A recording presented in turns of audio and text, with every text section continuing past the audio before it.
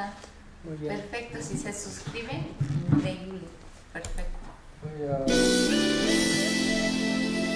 Ideas. Creatividad tangible. Estrategia en movimiento.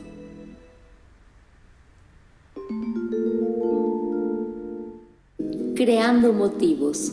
Un espacio de neutralidad en donde lo positivo y lo negativo no existen. Se definen. La energía, el motor de los sueños y los destellos para la vida son elementos que no se buscan ni se encuentran, se construyen.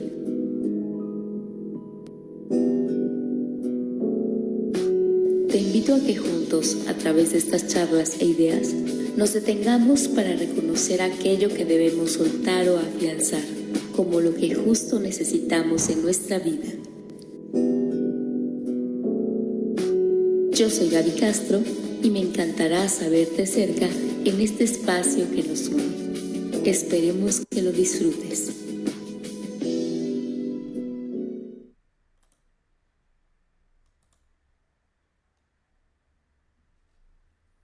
Muy buenas tardes. El día de hoy nos acompaña Yorick y Gaby Castro. Comenzamos.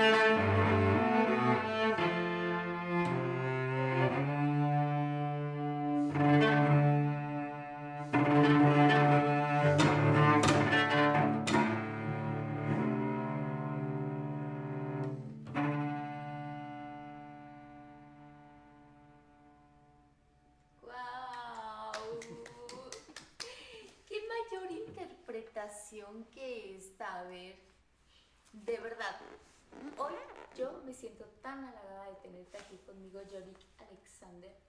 Gracias. Muchísimas gracias. Quiero platicarles que la primera vez que yo sentí tan de cerca a un ser, como lo que es un ser, este instrumento llamado cello, con la interpretación de Yorick, lloré. Pero uno llora porque transmite emoción, porque esa parte del espíritu que conecta. Y después esto de sentir un poco más sobre que esto no es ni un ser ni un no ser.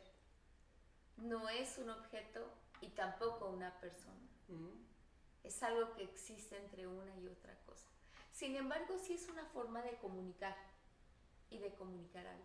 Yo diría que es como un puente entre personas, épocas, dimensiones. Es un, como decir, para mí es sí, es como un puente para alcanzar, para viajar dentro de esta experiencia humana que tenemos de vivir aquí unos ciertos años, compartiendo en esas épocas, esos países, los amigos, la familia que tenemos, y luego con este instrumento que se llama cello uno puede viajar no como con un avión o como con un coche o bicicleta o a pie, pero en las dimensiones más bien del espíritu, ¿no? Y yo diría, sí, yo creo que realmente sin ese instrumento mi vida sería, como dice Nietzsche, un error, ¿no? Dice Nietzsche, la música, sin la música la vida es un error. Para mí, sin el instrumento y la música también mi vida sería un error. Faltaría algo, ¿no? No sería posible soportar la vida de la misma manera. Claro, Sí. claro, como dice Nietzsche también, lo que proviene de la nada es... Todo. Entonces un poco eso, ¿no? O sea, qué interesante y sobre todo para quienes nos escuchan, porque de repente sabemos que hay música y no sabemos qué tanta composición hay de ciertos instrumentos en la música y qué significan. Y tú tocabas un tema muy interesante, el que nos quedamos en lo que sabemos, pero no sabemos lo que sabemos. Sí, es decir, al inicio cuando uno agarra ese instrumento como muchas veces como niño, uno no tiene ninguna idea, ¿no? Lo que es, pero muchas veces sí uno ha escuchado, uno ha tenido una emoción en un concierto o escuchando y le ha afectado y uno dice, no sé, uno siente que con ese instrumento hay un camino que hacer, algo, hay una experiencia que hacer, ¿no? En mi caso fue que mis padres, que no son músicos, pero les gusta mucho la música, escuchaban mucho música justamente de cello en la casa, ¿no? Y en conciertos, por supuesto, también, pero sobre todo también en la casa, con discos viniles y eso, ¿no? Y yo, naciendo ahí, estaba muy familiarizado con ese sonido, ¿no? Y en un momento, a los 3 años, yo estuve mirando un documental en la televisión sobre Jacqueline Dupré, la famosa chelista inglesa, ¿no? Sí.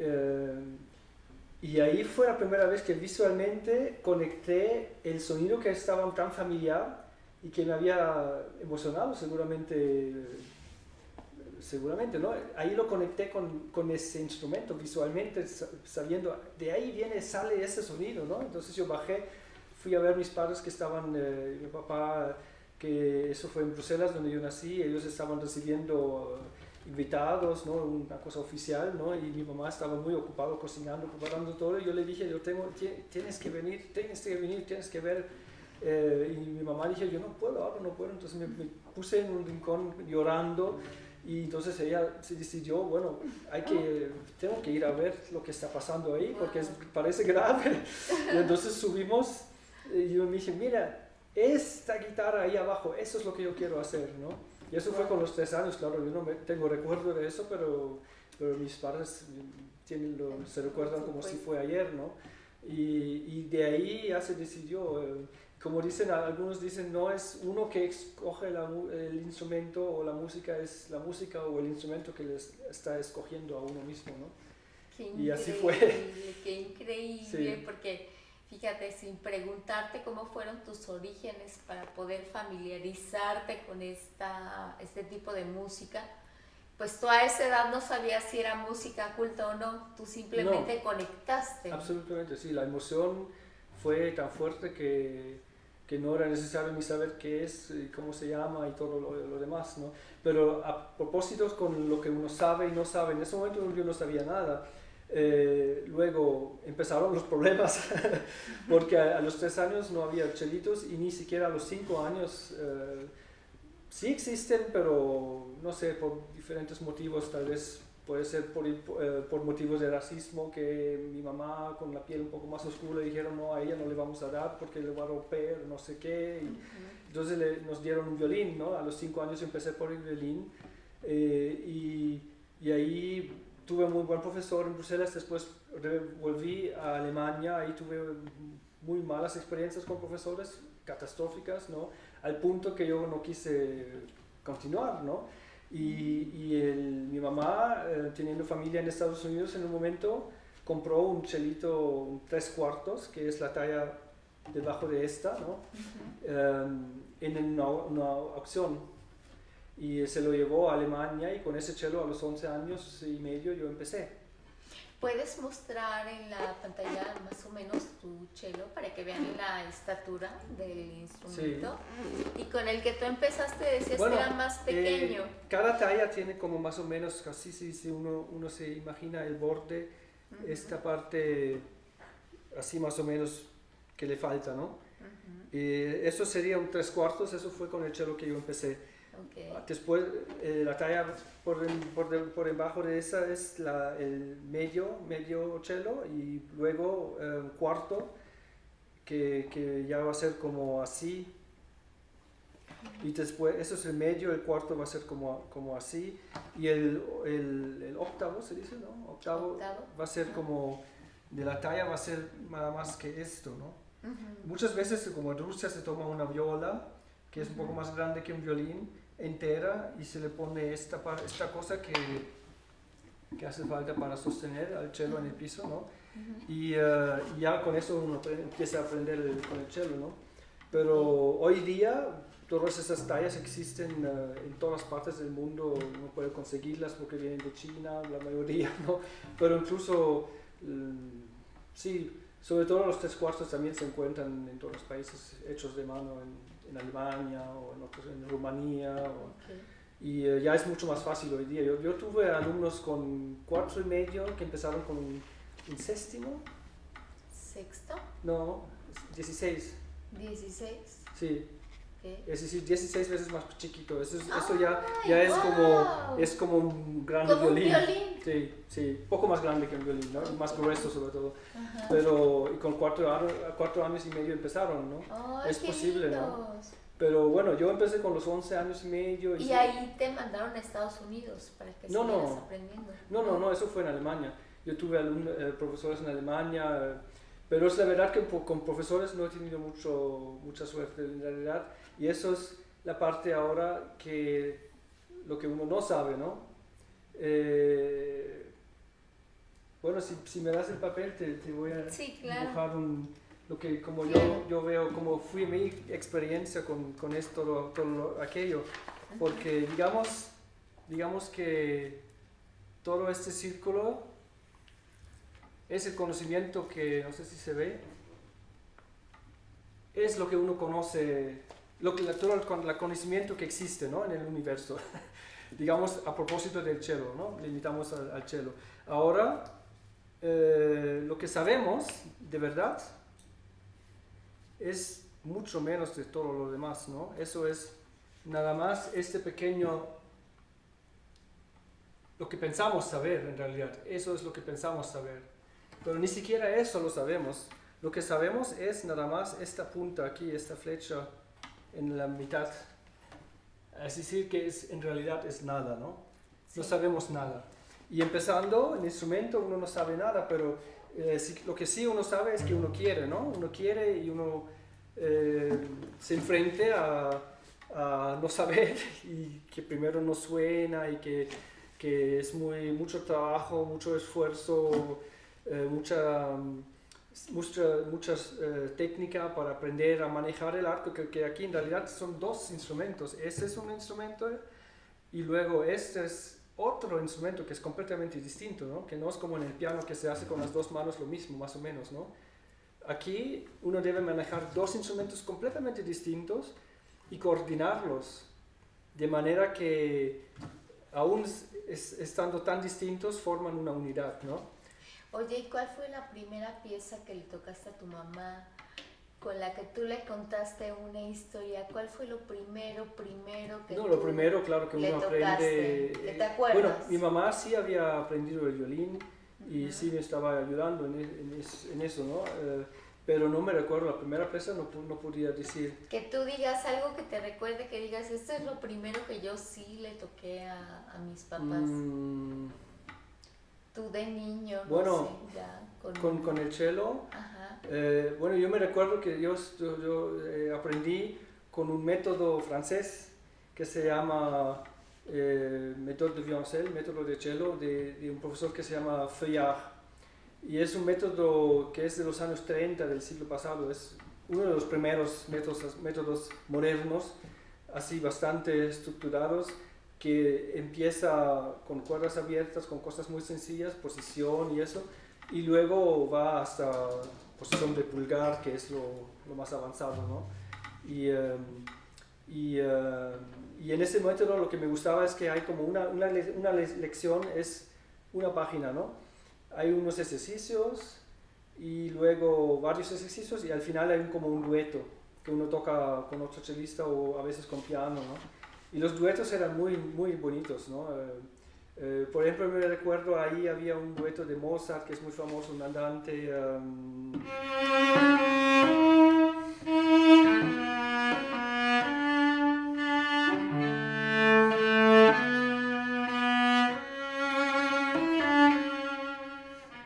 Algo así, había una pieza.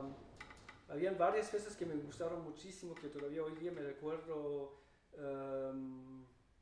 Es que hace mucho que no veo el método, ahora estoy trabajando con muchos otros métodos, pero... Igualdad, fraternidad y unidad. ¿Cómo? Igualdad, fraternidad, unidad. ¿A qué te suena?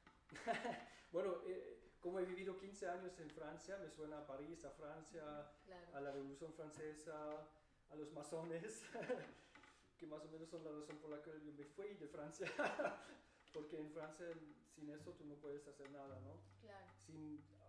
No solamente, depende, en Francia todos son clanes, ¿no? ¿Y qué nota sería esa? ¿Qué nota tocaría eso? Bueno, Según yo en tu realidad sentir. en eso pienso en un compositor y es el compositor, yo creo que más abarca eso es Beethoven, porque Beethoven, el estilo anteriormente a Beethoven fue clásico, es muy vertical, ¿no? Pam, pam, pam, pam, pam, pam, pam, pam, es un tono vertical, ¿no? ¿Puedes tocar algo de eso? Bueno, A ver, tócalo. déjame pensar. Bueno, el Mozart es famoso, es claro la pequeña música de noche, ¿se dice? ¿No? Kleine Nachtmusik.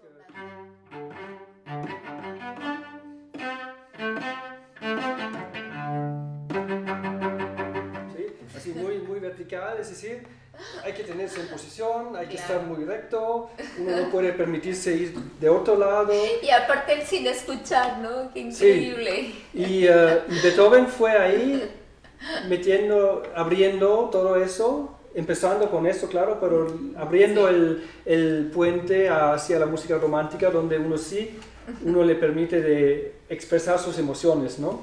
Claro. Y sobre todo, bueno, esa música trataba sobre todo de los reyes, de la gente, la élite, ¿no? Y Beethoven, él se interesó no por ellos, claro, estaba independiente de ellos también, porque ellos le daban dinero para composiciones o para sobrevivir, ¿no?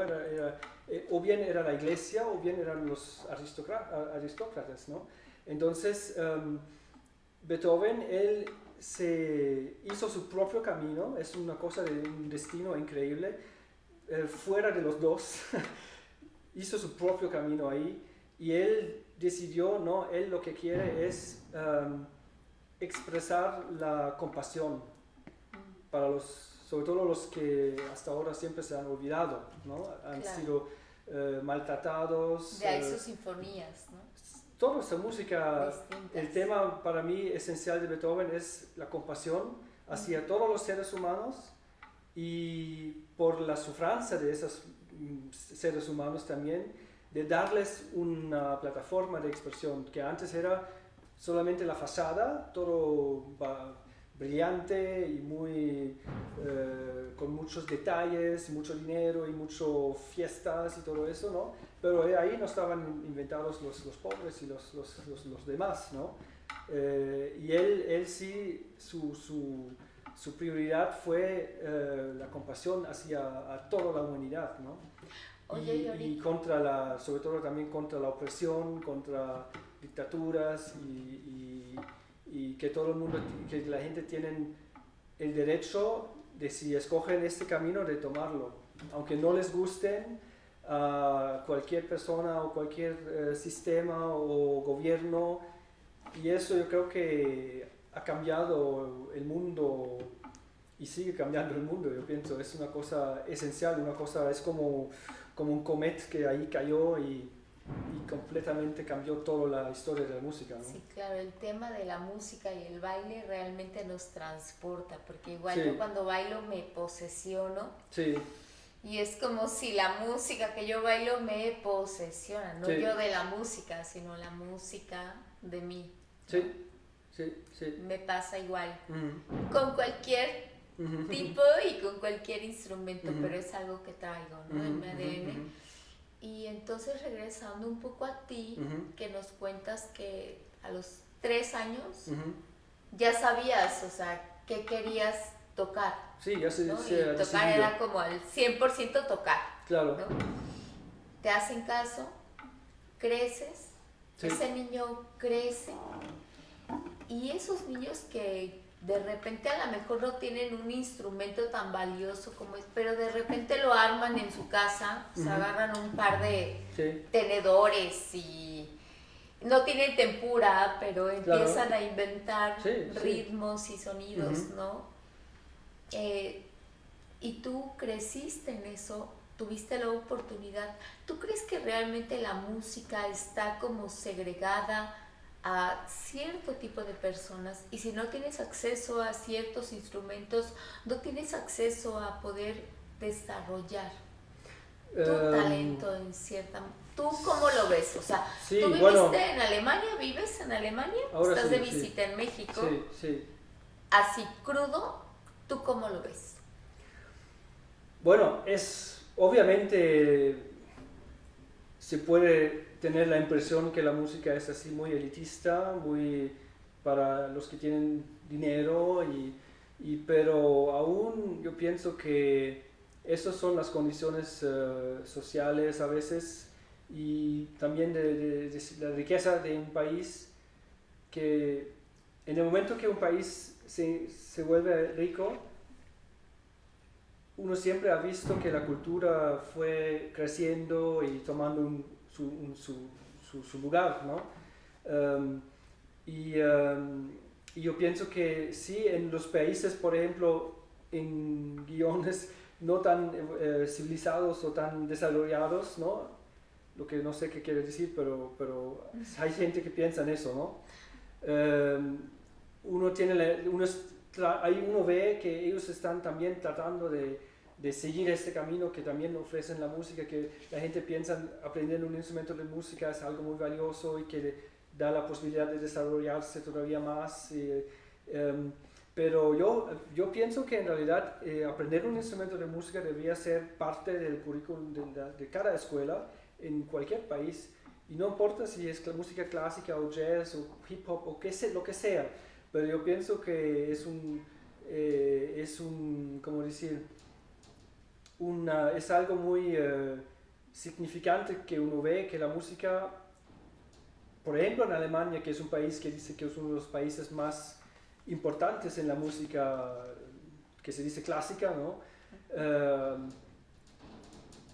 En la escuela, yo veo con mis alumnos que van a la escuela y que tienen sus clases, la música va desapareciendo más y más y más. Y claro, tienen un nivel muy sofisticado en escuelas muy de alto nivel, donde hay mucho más estudiantes que nunca, ¿no? Gran parte también vienen de Asia, ¿no? Que vienen a Europa para estudiar la música, para aprender la música clásica, ¿no? Pero en realidad, en relación con las, digamos, masas, ¿no? La música clásica, en un momento hubo el intento con Beethoven y con muchos músicos después de Beethoven hasta la Segunda Guerra Mundial, hasta después de la Segunda Guerra Mundial, de democratizar la música clásica, de ofrecer conservatorios como en Francia, en cada barrio de París hay un conservatorio municipal, ¿no? Y con precios muy económicos.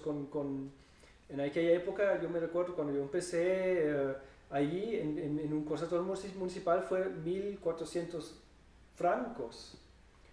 Es, no sé contar, como 6 veces menos en euros, es para todo el año, ¿no? Hay profesores que tomaban ese dinero para clases para que les pagan un mes en clases privadas, ¿no? Y eso cualquiera pudiera ir, que sea pobre o no sé, y pudiera aprovechar de esa oferta, ¿no? Pero hay que ver que desgraciadamente eso fracasó, porque al final hicieron un estudio y se dieron cuenta que toda esa gente que están tomando clases la estadística fue que 1% solamente se volvieron músicos amateur, ni siquiera profesionales, ¿no? Es ridículo, ¿no? Entonces, muchas veces hay como intenciones muy buenas, pero los resultados desgraciadamente no siguen, ¿no? Y eso es la parte de qué es lo que sabemos, ¿no? Cuando yo empecé, no tenía ninguna idea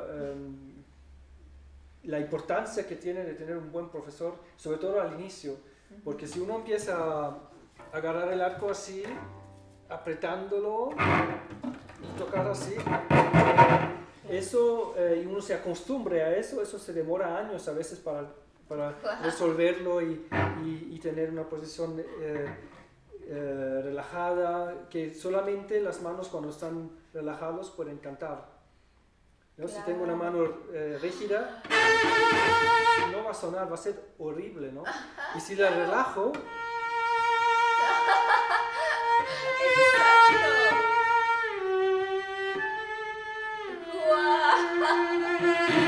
no suena si yo estoy rígido, ¿no? ¡Qué metáfora! Sí, entonces esas son cosas que uno va aprendiendo por la experiencia, yo estaba tocando hace 20 años, fue un horror, pero claro, sin embargo era muy elástico físicamente. Hasta duele, ¿no? Sí, yo tenía dolores aquí todo el tiempo, fue un horror, fue una sufrancia, de claro. Un lado yo quería y tenía una emoción y tenía una pasión, y del otro lado estaba sufriendo, ¿no? Y en un momento, y lo peor fue cuando yo tuve una profesora rusa que en los primeros 6 meses yo hice así progresos gigantescos, ¿no?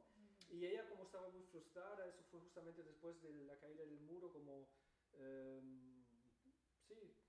menos de 10 años después, ella se vino a Europa esperando que va a poder hacer una carrera como Rostropovich y gente así que se fueron de Rusia y hicieron una carrera, y no fue así, ¿no? Entonces ella fue muy frustrada, y cuando ella vio que yo con tan pocos años hacía progresos enormes, ella le hizo un choque y en un momento lo reversó, y durante 1 año y medio me masacró.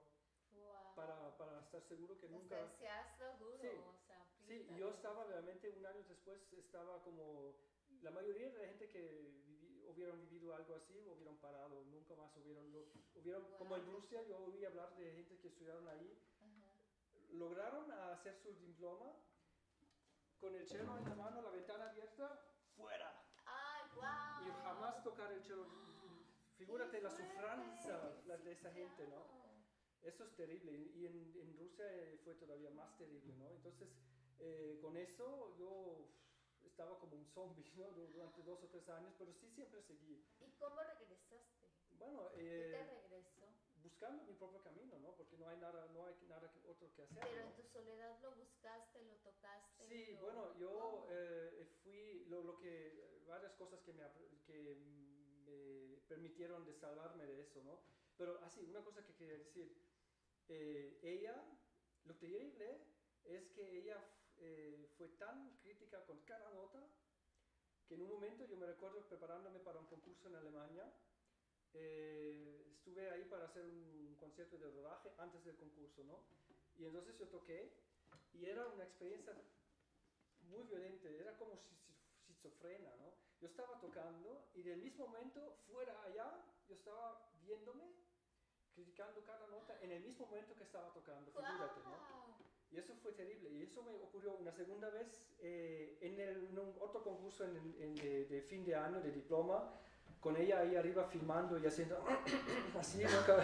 Yo tocando, y la misma experiencia. Yo me dije, si eso me ocurre una tercera vez, yo paro, yo no puedo más. ¡Wow! ¡Qué fuerte! Sí, que yo estaba estallando internamente, sí, ¿no? Sí, sí, claro. Y finalmente yo dije, no, bye, me Te paré. desarmaste.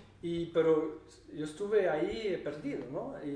Y lo que me salvó, de un lado es Qigong y Tai Chi, porque ahí en París había un parque donde había una mujer china que estaba dando clases ¿Cómo afuera. crees? Si tú te pusiste a hacer... No, es que ella conocía muy bien unos amigos músicos, las hijas del compositor en aquella época francés vivo, más tocado en todo el mundo, salvo en Francia. Wow. El compositor fue Jean Français, y él, como no era moderno como Boulez y toda esa gente, lo odiaban, sobre todo que tenía tanto éxito, ¿no? Y se tocaba en todo el mundo. Él le tocó hasta una semana antes de fallecer, con 85 años, le tocaba conciertos es una cosa increíble. Cuando yo lo vi, tenía 20 años una vez, y él 85 años, en una masterclass que yo filmé, y yo me dije, pues que este hombre con 85 años es más joven que yo con mis 20 años, ¿no? Me dije, ¿cómo es posible, no? ¿Cómo es posible, no? Él estaba tan feliz escuchando su música, era como un bebé, como un niño, ¿no? Increíble. Pues por él yo conocí a esa señora china que daba clases de Tai Chi y de Qigong afuera con 150 personas a veces. Tanta gente había, ¿no? Sí. Y ella hacía muchos paralelos, a veces un poco exagerados entre la música clásica y los movimientos que estábamos haciendo, ¿no? Claro, claro. Este movimiento es el movimiento en esta sonata de Beethoven. Sí, se trata de eso, ¿no? Y yo, la primera vez que fui ahí, regresé, fue un domingo, en la mañana, nada más el Qigong, que uno está parado así, y uno deja la verticalidad, uno deja el peso bajar, ¿no? Y uno siente la conexión entre la tierra y el cosmos, ¿no? El cielo. Claro. Y entonces yo regresé a casa, la primera vez no sabía nada de Qigong, eso fue un primer encuentro, ¿no?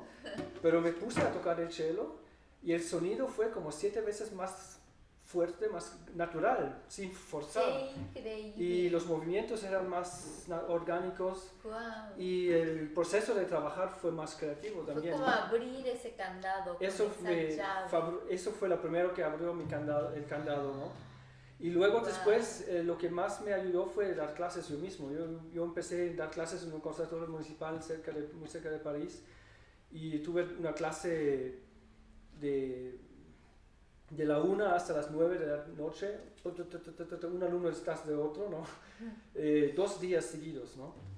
Y eso fue terrible, fue un choque, porque me dije que hace 15 años que yo estoy aprendiendo su instrumento, y me doy cuenta dando clases que yo no sé nada, pero absolutamente nada, no estoy consciente de absolutamente nada de lo que estoy haciendo, ¿no? Yo me di cuenta que lo que yo sabía era esto, y yo pensaba que era todo, ¿no? Eso fue un shock, y ahí yo fui poco a poco aprendiendo, dando las clases, aprendiendo, y eso con el Qigong, y también otros encuentros con otros personajes también que me ayudaron, pero sobre todo también con directores de orquesta, porque ellos son los maestros, ¿no? Porque ellos tienen la vista completa de toda la orquesta. No importa si es el piano o el violín o el percusión o flauta o contrabajo, ellos tienen todo eso consciente, deben tenerlo consciente y saber cómo unirlo, cómo estructurarlo para que no sea una barbaridad, pero una unidad, ¿no? Y justamente y ahí eso, aprendí muchísimo también. Sí, justamente eso te iba a preguntar, que siendo maestro, sí, es cuando como que más te das cuenta de lo que tú aprendes, de lo que aprendes, ¿no? Sí, de lo que enseñas, y lo que no reiteras. Sí. Lo que yo digo es, porque hay muchos músicos muy profesionales que jamás tienen o se enfrentan a esa ¿cómo decir? Ese challenge de enseñar, ¿no? Ellos, ¿cómo decir? Es como si uno estaría avanzando sobre un pie, ¿no? Dando las clases es como 2 pies, y los 2 van nutriendo uno a otro. Yo pienso que es muy importante hacer los 2, porque si uno quiere llegar poco a poco a más y más, en realidad no es ni siquiera eso, es ilimitado, ¿no? No hay límites, pero al principio hay que tener una idea, porque si no, uno no sé, ¿no? Uno nunca va a llegar si uno piensa que uno va a ir a nowhere, ¿no? Y es que sí te quería preguntar, porque aparentemente uno siente que la enseñanza y aprendizaje a la mejor de la música En Alemania, Holanda, Ámsterdam, México, Estados Unidos, Holanda, es totalmente diferente cuando es un maestro, como ahora, como tú me decías, hoy me levanté a las 7:30 a dar clase, no paré, dormí 3 horas. Y es que claro. Sigo sintiéndome bien. No importa el lugar en donde tú estás. Sí, no siempre me siento bien, pero hoy sí. Pero es que, claro, yo en realidad debía estar en Alemania dando mis clases, pero como por razones familiares estoy aquí.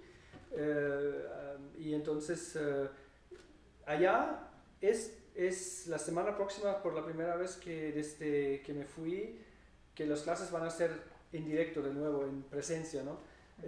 Hasta ahí era oficialmente en online, ¿no? Entonces hasta ahora así yo tuve que despertarme como muy temprano porque los primeros alumnos allá son a la 1, normalmente 1:30, entonces en realidad sería a las 6:30, ¿no? Pero yo arreglé un poco para que mi primer alumno me tocara a las 7:30 o a las 7:15 a veces, ¿no? Pero sí, no, sigue siendo, a mí me fascina dar las clases. Claro, la mayoría de los alumnos, hay que estar honestos, no van a ser profesionales, ¿no? Pero sin embargo, les va a dar una emoción y les va a acompañar durante ciertos años, y creo que guardan esa experiencia, tiene su lugar en su evolución de ser humano, ¿no? Pero la mayoría, claro, uno siente que de ahí, de realmente estudiar muy con mucho detalle y mucho eso, no es muchas veces el caso, ¿no? Y entonces, claro, en un momento también uno se cansa, a veces uno se dice, ¿por qué estoy perdiendo tanto tiempo? Pero sí, así que hay que ver siempre cómo balancear el tiempo que uno tiene para uno mismo y también para los otros, ¿no? Para los alumnos, ¿no? Pero en estos momentos, como no hay conciertos desde un año y 2 meses, no he tenido ningún concierto, ¿no? Entonces, claro, hace falta hay que ver cómo sobrevivir, ¿no? Y entonces uno está dando muchas más clases, ¿no? Pero esa respuesta es muy sincera, porque tú como profesor, sinceramente sabes que no todos tus alumnos van a ser profesionales, ¿no? Sí, la mayoría no. Y también, obvio, sinceramente sabes que hay una parte que tienes que reservar para ti, para nutrir esa parte que te hace falta. Sí. Y llenar ese vacío que dices, si yo solo sé esto, ¿cómo lleno lo demás? Entonces, para ti, Yorick, que te he visto en tantos conciertos, y además sabes que mezclas muchos tintes de muchos países en tu música, eso es algo muy bonito. Para ti, ¿qué es la música? O sea, dímelo verbalmente, bueno, díselo al auditorio. Para ti, ¿qué es la música? ¿Y qué es la música en un par de notas? Tal cual. ¿Cómo lo representarías con notas y cómo lo representarías verbal? Bueno, las notas, los sonidos, como este sonido, digamos, solito, es un sonido, ¿no? No es música. Ahora, si lo juntamos con varios sonidos, el acompañamiento...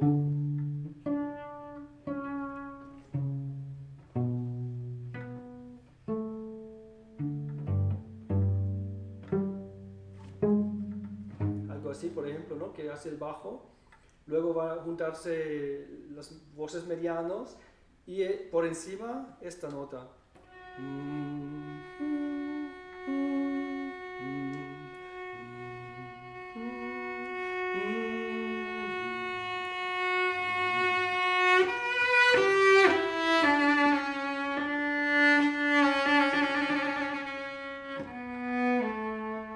Ya es otra cosa, ¿no?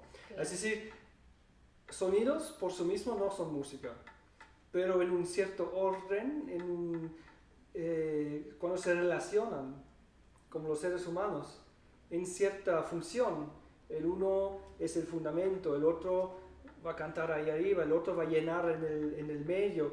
Eso es la interacción de todo eso, va a permitir que tal vez, no siempre, muchas veces no es el caso, pero en un momento mágico sí va a devenir música. Y eso es una experiencia. La música es la experiencia, para mí es la esencia de lo que de la experiencia humana comprimido, expresado en música, con estos sonidos, ¿no?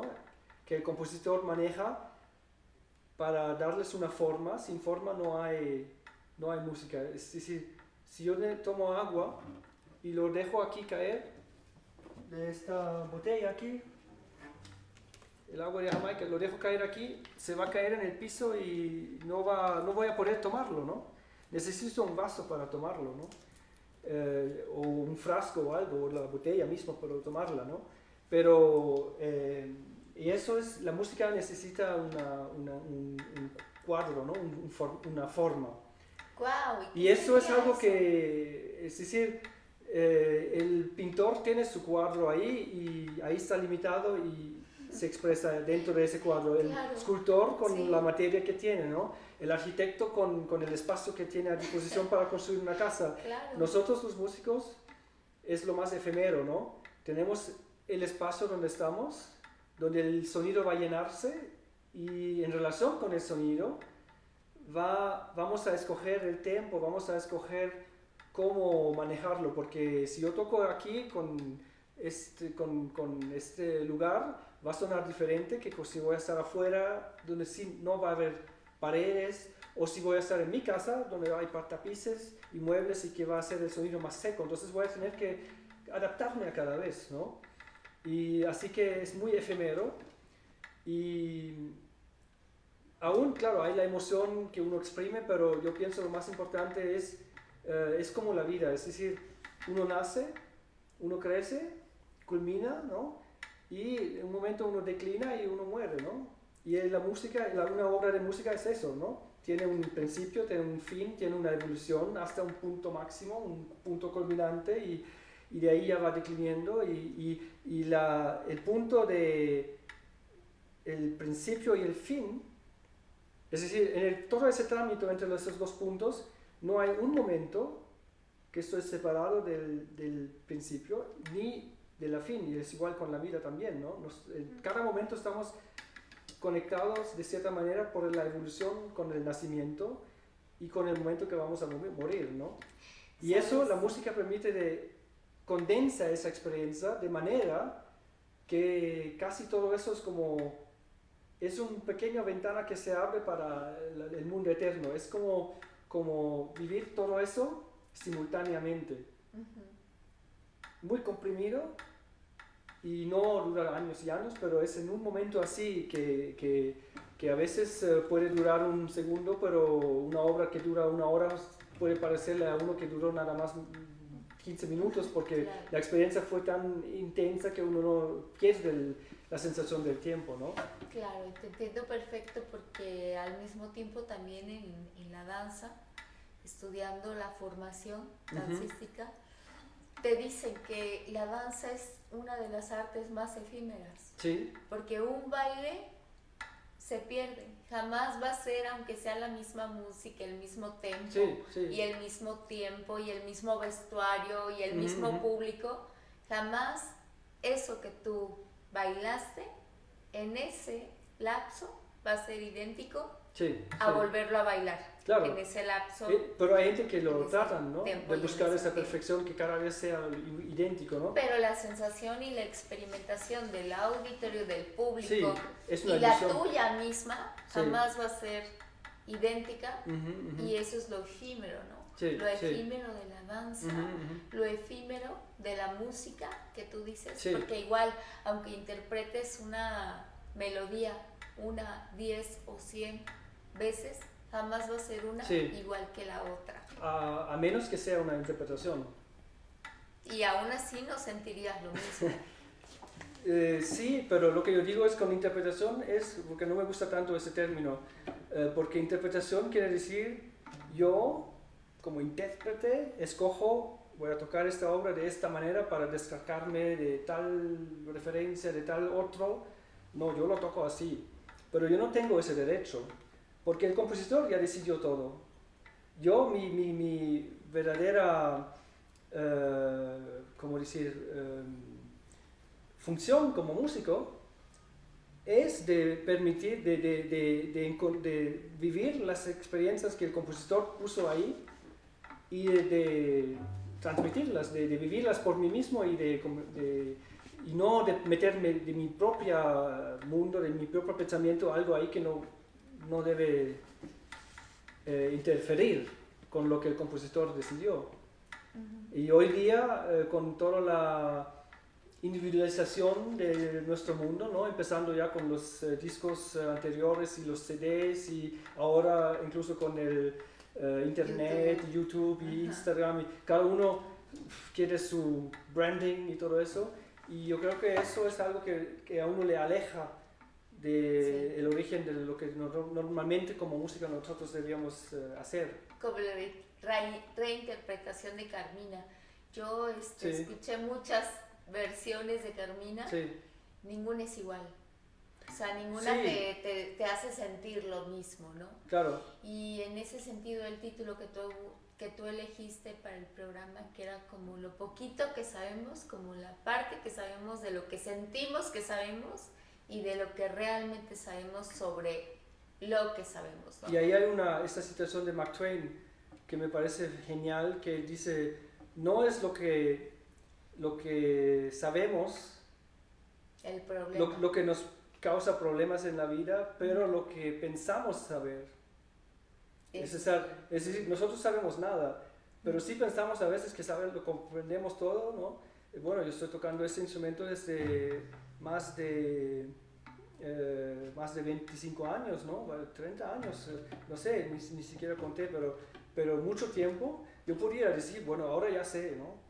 Pero yo estoy descubriendo todo el tiempo, ¿no? Claro. Y está bien así, porque si en un momento uno termina, pues ya se acaba la experiencia también, uno no tiene necesidad de continuar entonces, ¿no? Claro. Es el hecho que uno va descubriendo cada vez más y más fino y más sencillo, más sensible y más...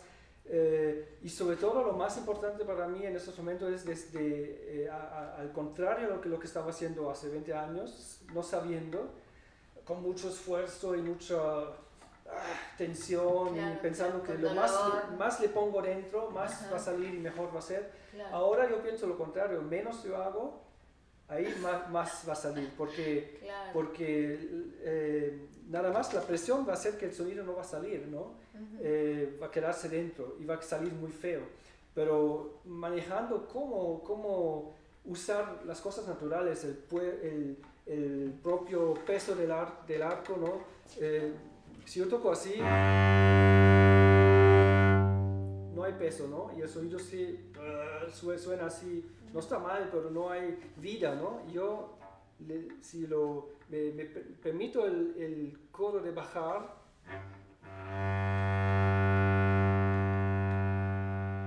ya es otra cosa, ¿no? Y si por encima yo le doy una cierta estructura, si me imagino un cierto pulso,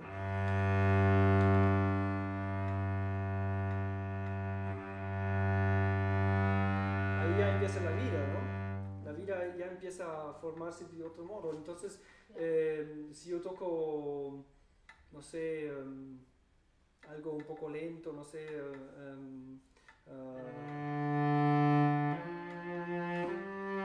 yo estoy cada vez buscando, ¿cómo decir?, de sentir lo que está pasando y de permitir, en realidad, eso es lo que es lo más difícil para los músicos, de permitir a lo que debe salir, pueda salir, ¿no? Cada acción así de decisión, de ego, de yo quiero así, eso va a impedir que va a salir naturalmente, y entonces la experiencia va a ser más pobre, ¿no? Oye, y justamente de la experiencia que sea rica, por ejemplo, grupos de rock tan fuerte como Apocalíptica, que han incluido el cello en su música, y que de verdad tú lo escuchas y te puedes pasar días enteros, te digo, mi hermano es fan, Sí, super fan, sí, y es chelo todo el tiempo, ¿no? Pero sí. rockero. sí, sí. No quiere decir que porque sea rock, o sea, no conecten con tu alma y con lo que sientes. Y como dices, ¿cómo lo tocan? ¿Cómo Sí. le explicas o cómo puedes explicarle eso a la audiencia? No sé, pues hay muchos, hay modos de expresión artística como musical ilimitadas, ¿no? Y hay de todo, hay música muy fina, muy meditativa, donde no se pasa mucho, pero todo está en lo poco y en como zen, algo así, ¿no? Después puede haber música muy cargada, con mucho energía, muy fuerte. Es como la vida, hay de todo, ¿no? Y eso yo pienso que nosotros estamos como unos seres aquí que permitimos a ciertas energías cósmicas de encontrar un puente, ¿no? Como el instrumento, pero nosotros estando el puente que permite de canalizar tal o tal energía, ¿no? Esta profesora de Qigong, ella decía, cada artista está en búsqueda de las leyes del equilibrio del universo. Cada artista está en búsqueda de las leyes del equilibrio del universo, ¿no? Y yo pienso que, claro, a mí esa música así muy metálica y eso, no me, como decía, para mí sería difícil de encontrar un equilibrio, porque yo no me corresponde, ¿no? Ese tipo de... Sí, pero sí, bueno, yo puedo tocar una obra que tal vez algunos van a pensar que es tiene mucha energía, ¿no? No sé.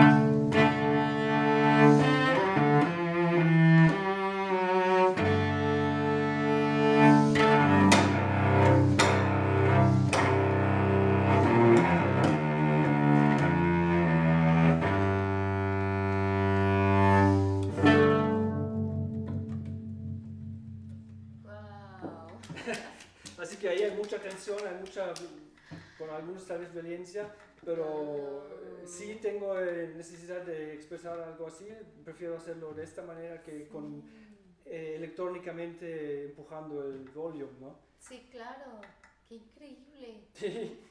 Es que qué increíble, en serio. Les cuento lo que se siente es de verdad increíble. Ahora te voy a pensar, te voy a preguntar. Si yo le preguntara a tu instrumento cómo me dice tu nombre, ¿cómo me lo diría? ¿El ¿Cómo nombre? se escucha tu nombre? ¿Del instrumento? ¿Cómo se escucha tu nombre en el instrumento? Ah. ¿Cómo me dice el instrumento? Bueno, el nombre que te no, pero llamas? el ser yo diría corresponde más a algo como esto.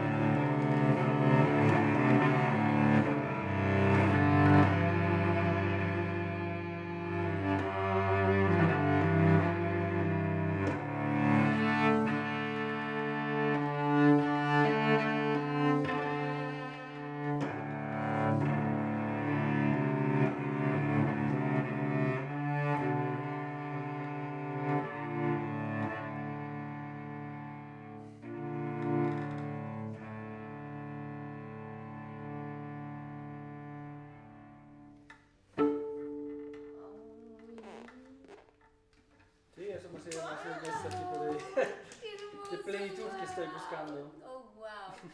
Creo que me acabo de dar cuenta que acabo de acaparar toda la plática porque me tienes hipnotizada con todo lo que estás diciendo. Gracias. Y justo porque quiero llegar con todo esto al título del programa, Yorick, pero no te quiero desaprovechar, pero tampoco decir que yo te conocí gracias a Gerardo Humanos Ludens y que el día que estuvimos en tu sala escuchando el preámbulo del concierto de Teopanzolco con Marcela Hertz, Sí. fue así como te dije, cuando te volví a escuchar, lloré. Ay, sí. En serio lloré. Entonces, quiero que ahora Gerardo, que está ahí sentadito, te haga una pregunta. Así que se mueva ahí de su sillita, que está ahí con el micrófono atento. Porque sí me encantaría que él participara, porque gracias a él te conocí, te escuché. Y a ver, Gerardo, me encantaría que tú, Humanos Ludens, tengas acá una participación y le preguntes aquí al joven, a tu amigo, que si no fuera por ti no lo hubiera conocido. Para mí conocer a Yorick en el año 2001 fue mágico. Gracias a él en el 2005, les repito, encontré mi camino para convertirme hoy día en este ser que está frente a ustedes. Y ha sido no solo un amigo, sino un maestro. Y lo que tenemos en común es la música. Yo dejé el piano por experiencias de vida que me llevaron a la actuación, a la pintura, a fotografía, a otras disciplinas. Sin embargo, sé lo que él ha compartido con ustedes y solo quiero aportar lo siguiente. Para mí la música es catártica. Para ti, Yorick, el momento de estar existiendo con este instrumento, ¿qué te aporta? ¿Qué te deja? Bueno, me aporta de un lado de descubrirme a mí mismo, que sin el instrumento hay muchas facetas de mí mismo que nunca hubiera posiblemente podido vivir y expresar, ¿no? Es una cosa muy profunda también, que uno descubre a uno mismo a través del instrumento, que es un poco como un espejo, ¿no? De cierta manera, en lo bueno y en lo malo, lo ves ahí, lo vives ahí y tienes que enfrentarte, ¿no?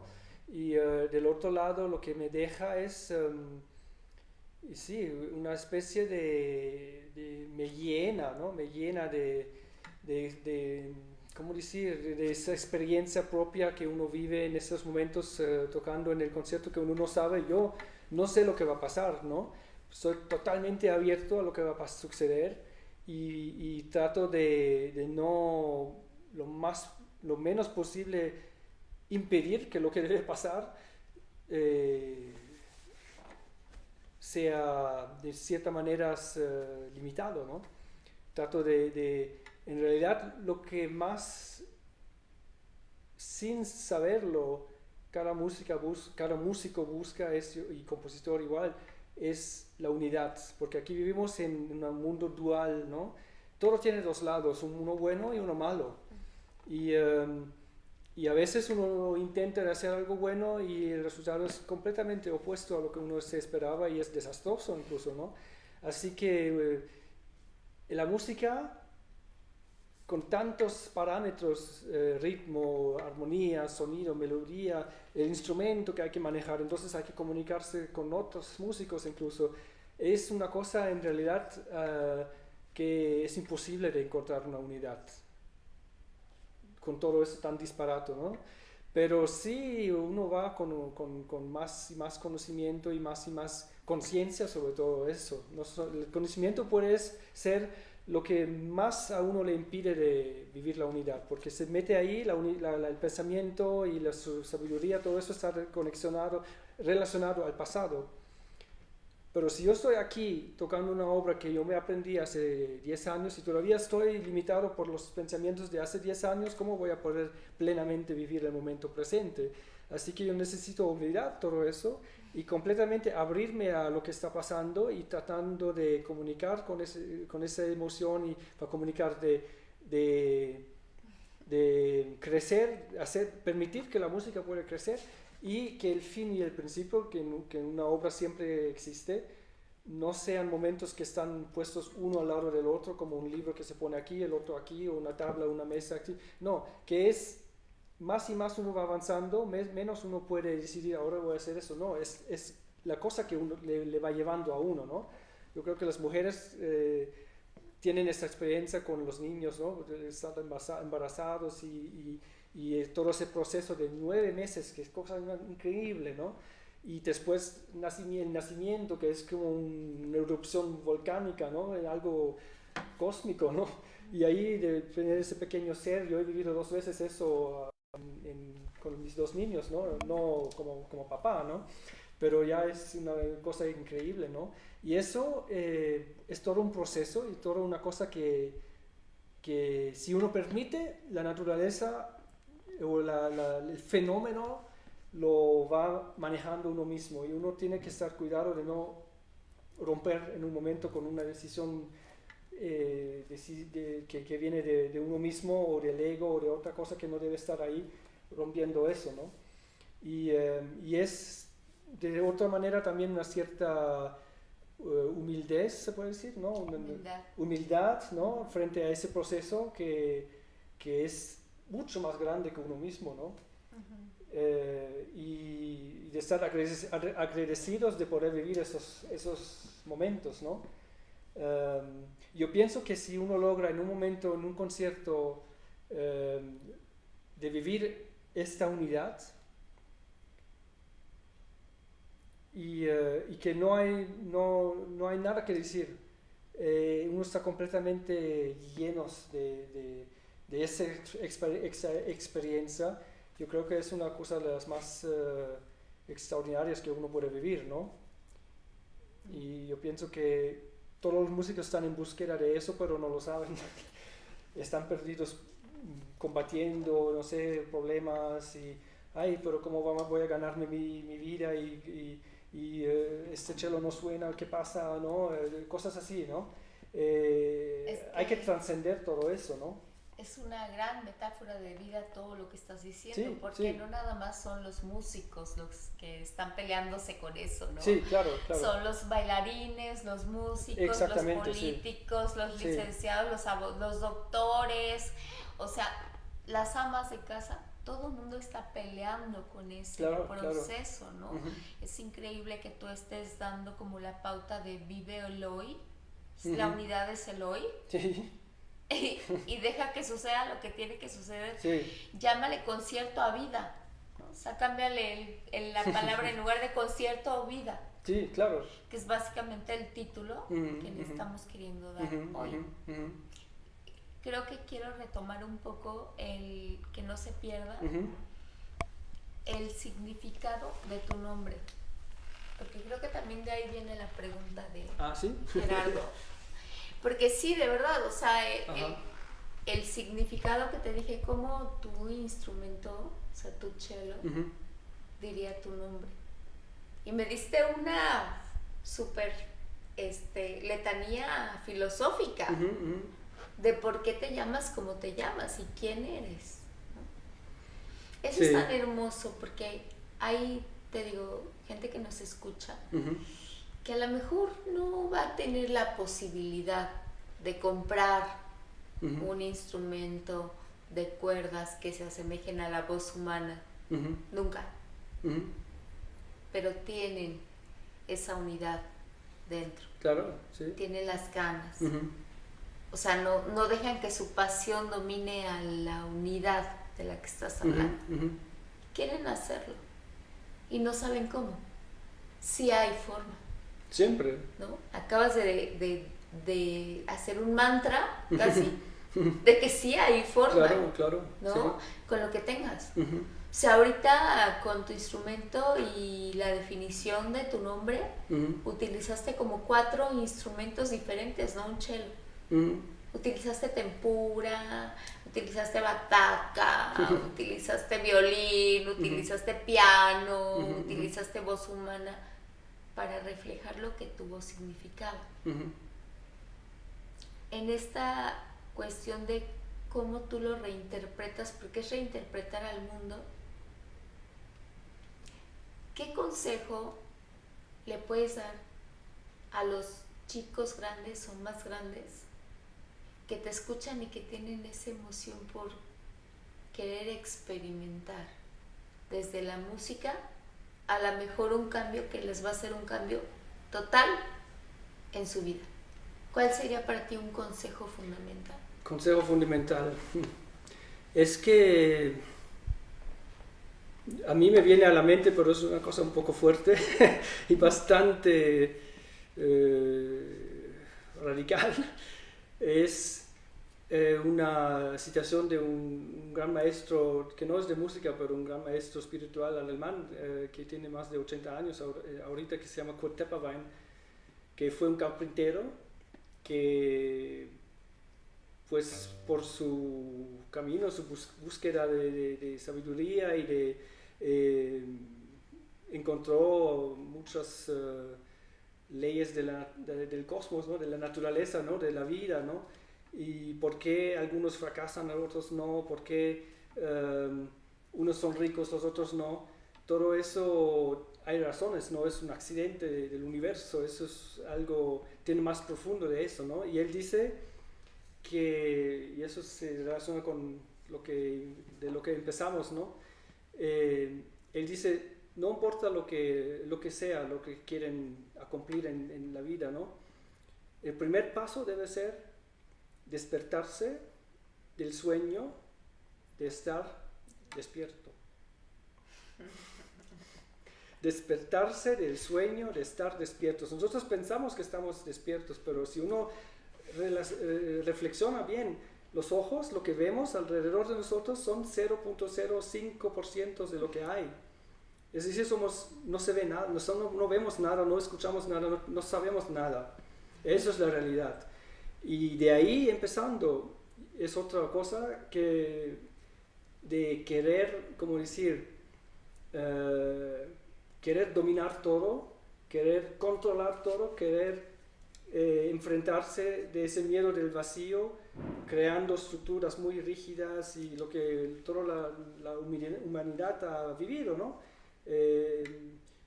Es un proceso natural, pero el mundo en el cual vivimos ahora nos damos cuenta más y más que el hombre ha violentamente llevado una guerra contra la naturaleza, contra sí mismo en realidad, ¿no?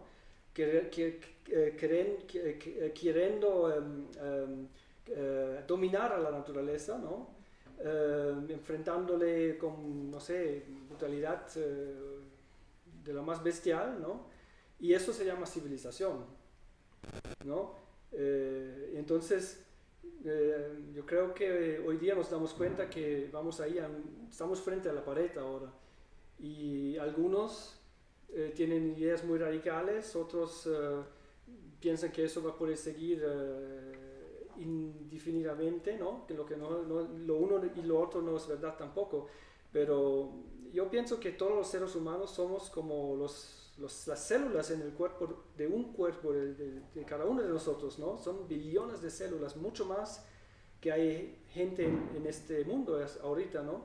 Es una cosa, nosotros con nuestra mente somos como el presidente o a veces el dictador o a veces el maestro budista o no sé qué de todo un país, con todo un planeta en realidad incluso, ¿no?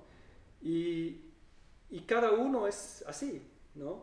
Entonces cada ser humano es como una célula de una cosa global, ¿no? Y yo pienso que pensar que porque el uno tiene el color de piel diferente o no pertenece a este rango social o no fue a tal escuela o no tiene un coche de esa marca, no tiene nada que ver conmigo, es la ilusión total, ¿no? Y eso es lo que nos ha costado guerras y guerras y conflictos y muertos desde siglos. Yo pienso que hoy día necesitamos comprender que lo que causa eso es el ego, ¿no? Es la mente, ¿no? Que es, en realidad, es lo que menos sirve para nosotros para encontrar a esa unidad de lo que estaba hablando, ¿no? En una obra de música, igual como en una vida, o en una comunidad, o en un país, o en un continente, o en un mundo entero, ¿no? Y entonces lo pienso que, y es lo que ese Kurt Tepperwein es lo que él pone el dedo encima. Él dice que la mente, el ego, ¿no? Que nos dice que no, esto hay que hacerlo de tal forma y si no, no sirve, ¿no?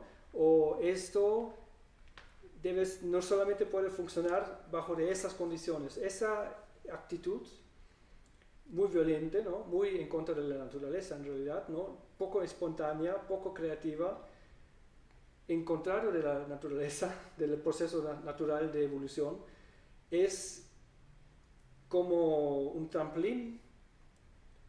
Es algo que necesitamos en un momento, pero a partir de ese momento no es el fin, es nada más el trampolín para llegar a la conciencia. Es lo que nosotros buscamos, ¿no? Es ahí donde se encuentran las soluciones, no en el ego. En el ego no hemos visto que pasó toda la historia de la civilización, del mundo es un desastre, ¿no? Uh-huh. Poco a poco se ha visto subiendo los derechos humanos, los derechos también para no solamente los europeos o no solamente los colones, ¿no? Para todo el mundo va creciendo, y ahora con esta pandemia vemos que todo lo que durante siglos y siglos hemos estado luchando está de una manera muy rápida se está echando a la basura, ¿no? Diciendo que por miedo del virus uno necesita deshacerse de todo eso, ¿no? Justamente eso es lo que quiero abordar en esta segunda parte. Vamos a hacer una pequeña pausa para ajustar en esta segunda parte, porque platicábamos previamente respecto a esto de que si tus niños van a tener que hacerse la prueba diariamente o cada determinado tiempo para poder ir a la escuela, sí, por la pandemia, y no estabas de acuerdo, X. Y también esto que escuché, que hay tours para ver dónde estaban como los crematorios de los judíos en Alemania, que son tours, sí, ¿no? Turísticos. De los campos de concentración, sí. Y sin embargo, frente a esos lugares donde sabes lo que ocurrió, pues las casas funcionan normal. O sea, hay niños jugando fútbol, o sea, sí, la gente compra cosas, ¿no? Y ya no es como tan fuerte como para un extranjero llegar y ver lo que pasó en ese sitio. Sí, sí. Y en algún momento en esa época, lo que estás hablando ahorita es lo que te mantuvo en tu centro, ¿no? O sea, el dejar el ego, finalmente hablamos de que el ego, que viene de persona, y que en Grecia persona era la máscara que se ponía mortuoria cuando morían para definir y era la persona, ¿no? Esa parte de las máscaras. Entonces, la pregunta para reiniciar es la que seguiría sería, te voy a hablar solo de 3 conceptos, vamos y reiniciamos. La muerte, el tiempo y la vida. No se pierdan la segunda parte, regresamos con Yori en esto que es Creando Motivos. Gracias. Vamos con lo que sigue.